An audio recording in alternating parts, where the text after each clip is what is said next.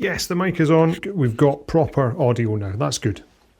Now I can't see my script. I mean, I know what I'm talking about more or less, but it's nice to have the script. Okay, so I've done videos on red, yellow, black, okay, bluey, black, and white armour, and it seems like it might be time to tackle green. At some point I will do the darker kind of bluey green of the Dork Angels, but first I'd like to tackle a less common green scheme of the Raptors, who are objectively cooler, so shut it. This one is a military olive green scheme, and I've used it on Marines, Tau, Van Sar gangs, and even Star Wars Rebel Alliance armies. Okay, not exactly this specific recipe, but with this one, what I think I've found is a scheme which I can easily replicate and do quite quickly. It should be flexible so it can be brushed, sponged on, or done with an airbrush. And it provides a solid base for taking things further or embellishing if you're going to go beyond, let's say, tabletop quality. Cut the chit chat, let's get to it, Alex. The Raptors are a Space Marine chapter from the second founding, when the existing Marine chapters were split into smaller divisions and made less crappy. Raptors are derived from the Raven Guard, aka the emo ones, who normally sport black armour and listen to My Chemical Romance. But these boys have an army green scheme going on, which we all know is just basically better. And they probably listen to all that cool music from the Vietnam War movies and say things like, "I love the smell of promethium in the morning."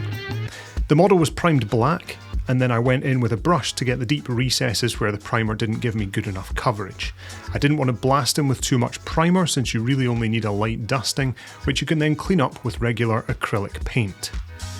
From there, I needed a darkish army green to start with, so after trying some options, I ended up with camouflage green from AK's 3rd generation. It's my equivalent of something like Death Guard green from Citadel. I'm working with this chap from the Space Marine Heroes boxes, or more recently the Kill Team starter set. He's seen here throwing a grenade and seems to already have a sort of bionic arm thing going on and scars on his face, like he's used a few too many grenades without letting go. I'm assuming he probably couldn't find his arse with both hands. I mean, he hasn't got both hands anymore, so it's a moot point, I guess.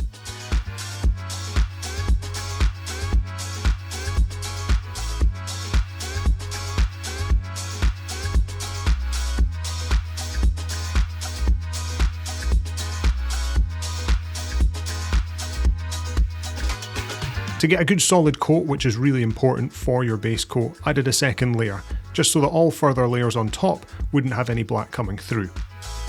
If you're new to painting stuff, basically the big cheeseball line is to thin your paints and do more layers. This isn't always strictly the way to go since every paint is different, right?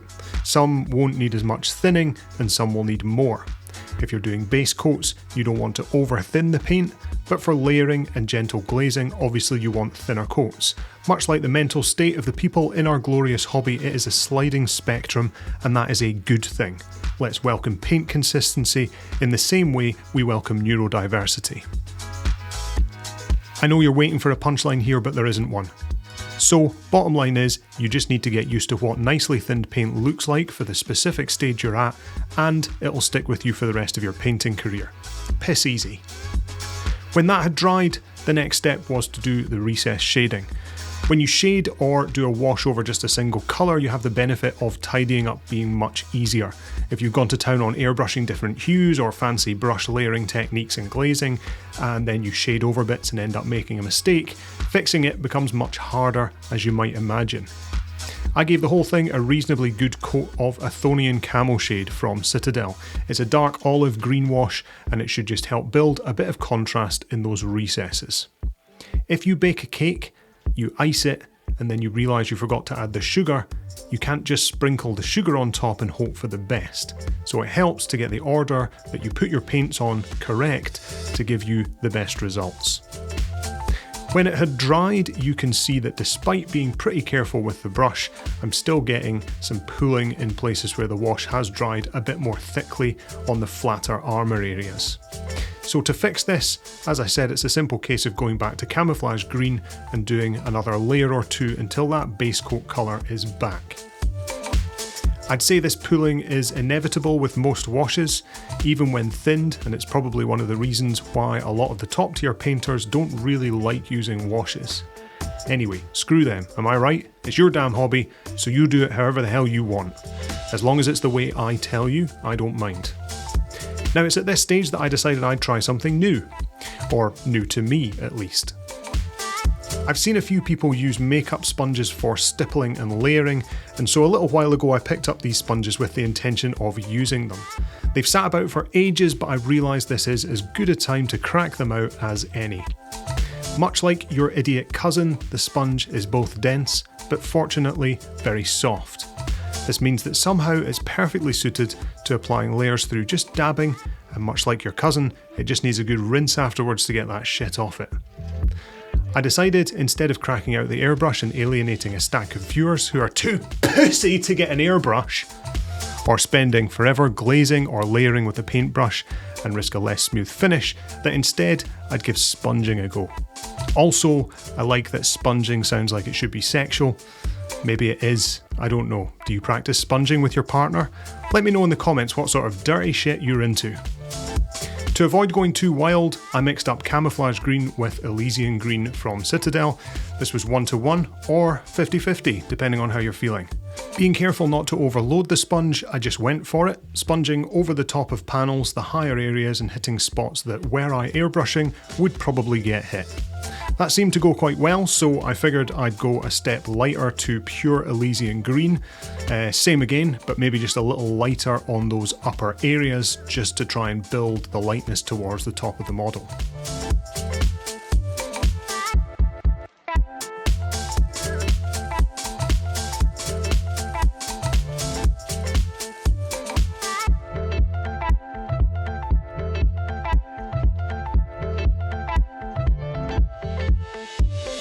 From there, I went up to Citadel's Ogryn Camo, and I did much the same to just catch those upper areas. Now, a small aside on these two Citadel colours, they are the air versions of the colour. They're slightly thinner than the layer versions of the same colour, so they need less, if any, thinning before you use them, which I quite like. It takes one less variable out of the equation, and obviously Warhammer are laughing all the way to the bank with that. Then when I'd done that, I wanted to go a bit lighter on the edges. Now, you can at this point just start edge highlighting, but for this scheme I wanted to find ways to keep it quicker, but still have a reasonably good result. So I figured I would try airbrushing? Yeah, figured I would try airbrushing. No, I figured I would try dry brushing. Now, calm down everyone. I said it, but I didn't mean it. The rather excellent dry brushes that I normally use are from Cryptic Cabin, link in the description, but I was a bit worried that even they wouldn't be soft enough, and they are very soft. And because the sponges had been so delicate, I figured I'd maybe stick with the dainty makeup theme and go with a cheap small makeup brush on this occasion. These ones I picked up super cheap, fairly sure it was Amazon. The dry brush layer was a mix of Ogryn Camo and AK's Green Grey. Now, you could probably switch out something like that mix for Citadel's Krieg Khaki, but I don't have that, and I like AK's Green Grey, so get off my back, okay?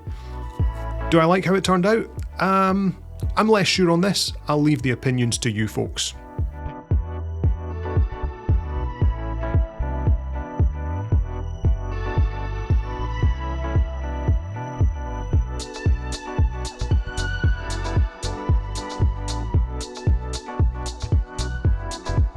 Once that dry brushing was, dry, I came in and I did some upper edge highlighting with the pure AK Green Grey, since I realised that there's no good way to get the paint job looking tighter than a gnat's chuff without committing to some hard graft.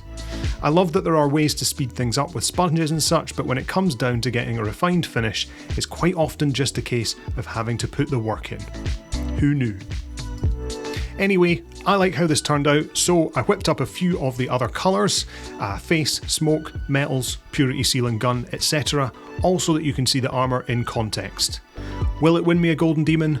Fuck no. Does it help you see the armour without having to imagine what a not completely shit paint job looks like? Yes. Hopefully this green armour recipe gives you a good solid base from which to develop. If you've liked it, feel free to comment, like and subscribe. All of that is free to do, and it helps me push my videos out further, and it means I can do more shitty videos like this one.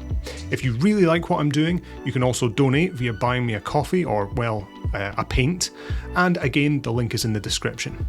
If you want to join the Discord, share your work and get feedback as well as chat all things mini painting, guess what? The link is in the description. Huh. So that's us. More from me soon, and I'll see you next time.